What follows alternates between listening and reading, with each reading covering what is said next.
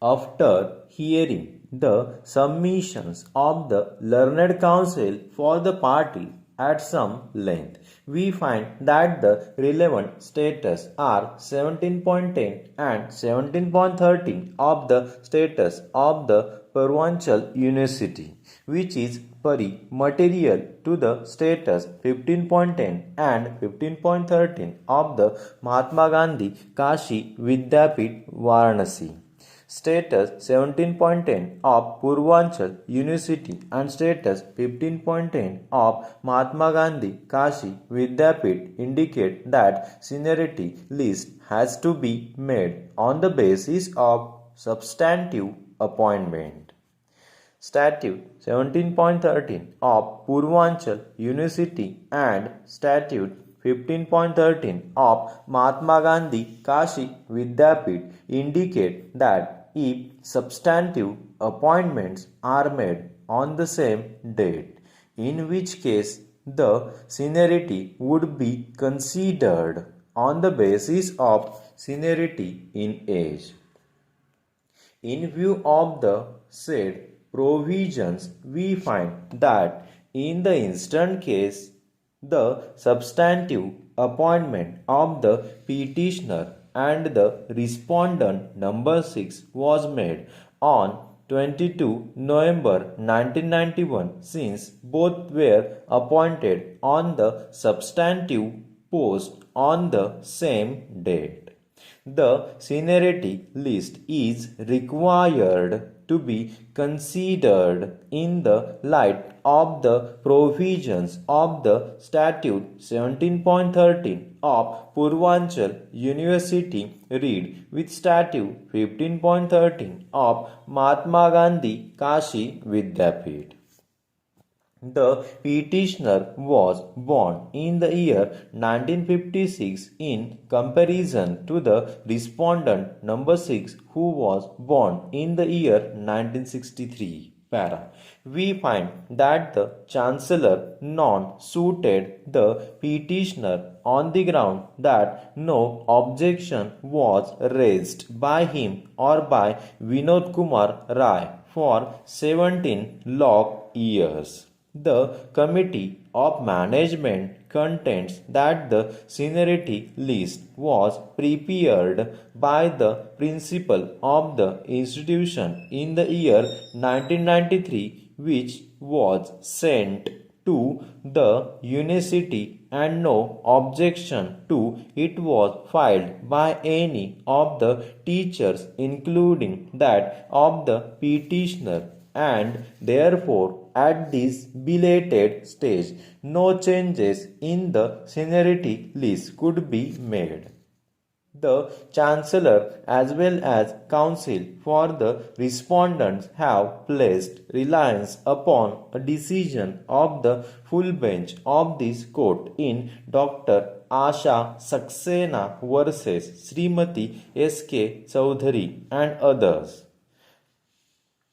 on the proposition that the seniority list could not be challenged after a lapse of 17 years.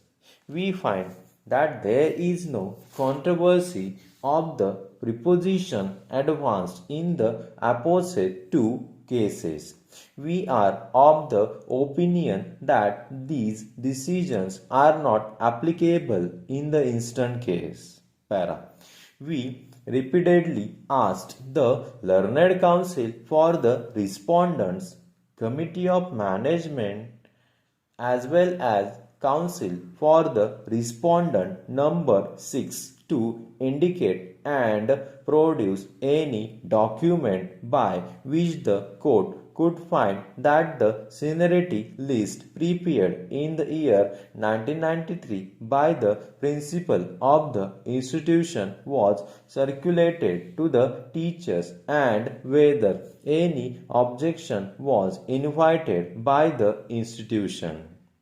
We are constrained to observe that the Committee of Management and the institution in question have not filed any counter affidavit, and the counter affidavit of the respondent number 6 is silent on this issue. We can consequently assume that the seniority list prepared by the educational institution in the year 1993 was never circulated nor objections were invited from the teachers, and consequently the petitioner could not be non-suited on the ground of delay. Para.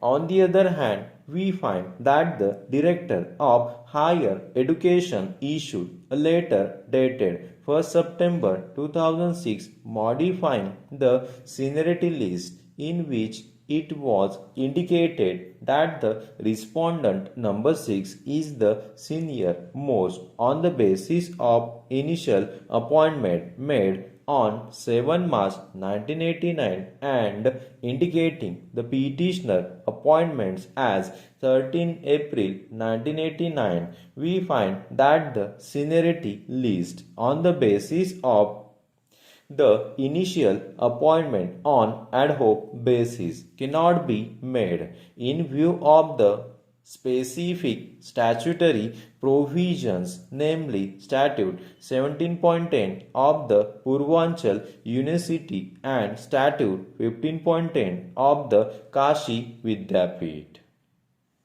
In the light of the aforesaid, we are of the opinion that the order of the Chancellor dated 15/10/2010 cannot be sustained and is quashed.